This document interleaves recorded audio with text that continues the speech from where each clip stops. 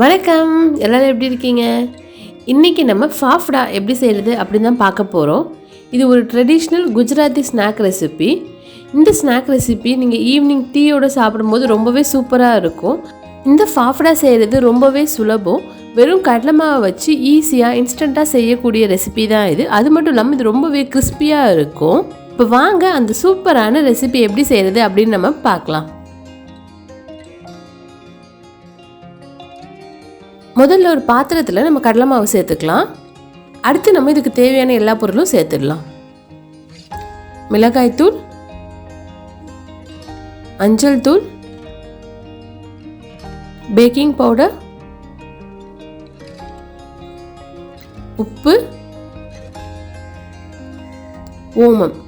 ஓமம் நீங்கள் சேர்க்கும் போது நல்லா கையில் வச்சு நல்லா க்ரஷ் பண்ணிவிட்டு சேர்த்துக்கோங்க. அப்போ தான் நல்லா வாசனையாக இருக்கும். அடுத்து கொஞ்சமாக எண்ணெய்.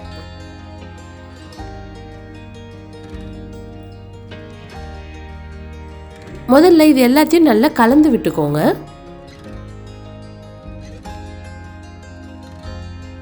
எல்லாத்தையும் நல்லா கலந்ததுக்கு அப்புறமா நம்ம கையில் பிடிச்சா அந்த ஷேப் கிடைக்கணும். உதிர்த்து விட்டால் மாவு நல்லா உதிரணும். அப்படி இருக்கிறது தான் கரெக்டான பதம்.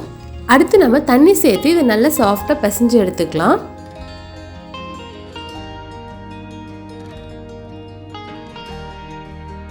கடைசியாக கொஞ்சம் எண்ணெய் சேர்த்து இது நல்லா பிசைஞ்சு விட்டு நம்ம ஒரு அரை மணி நேரம் போல் இதை அப்படியே விட்டுடலாம்.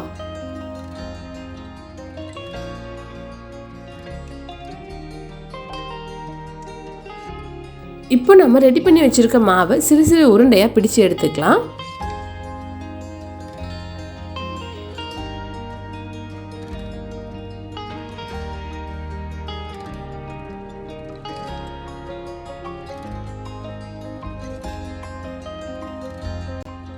அடுத்து நம்ம ஃபாஃப்டாவை ஷேப் பண்ணிடலாம். சிலிண்ட்ரிக்கல் ஷேப்பில் தான் ஃபாஃப்டா இருக்கும்.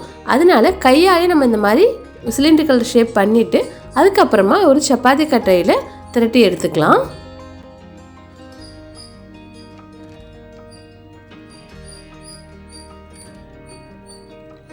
அடுத்து ஒரு கத்தி வச்சு இந்த மாதிரி ரொம்பவே சுலபமாக இதை எடுத்துடலாம்.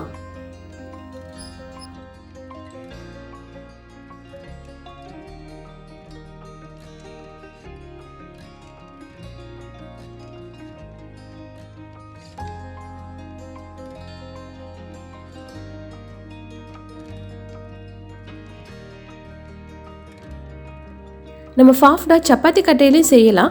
அப்படி இல்லைன்னா இந்த மாதிரி கையால் ப்ரெஸ் பண்ணியே நம்ம அதை ஷேப் கொண்டு வந்துடலாம்.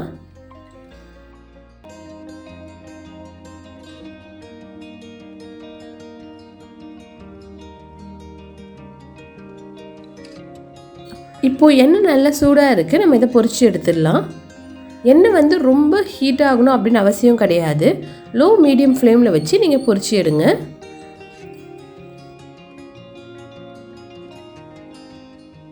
ரெண்டு பக்கமும் நல்லா வெந்துடுச்சு. நம்ம இதை எடுத்துடலாம்.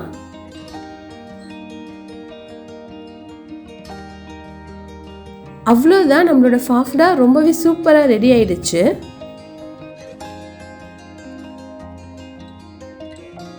பாருங்க எவ்வளோ கிறிஸ்பியாக இருக்குது அப்படின்னு. இதை நீங்கள் ஒரு ஈவினிங் ஸ்நாக்காக சாப்பிடும்போது ரொம்பவே சூப்பராக இருக்கும். இந்த ஃபாஃப்டா கூட ஜிலேபி சேர்த்து சாப்பிட்றது தான் ரொம்ப பாப்புலர் காம்பினேஷன் நார்த்தில்.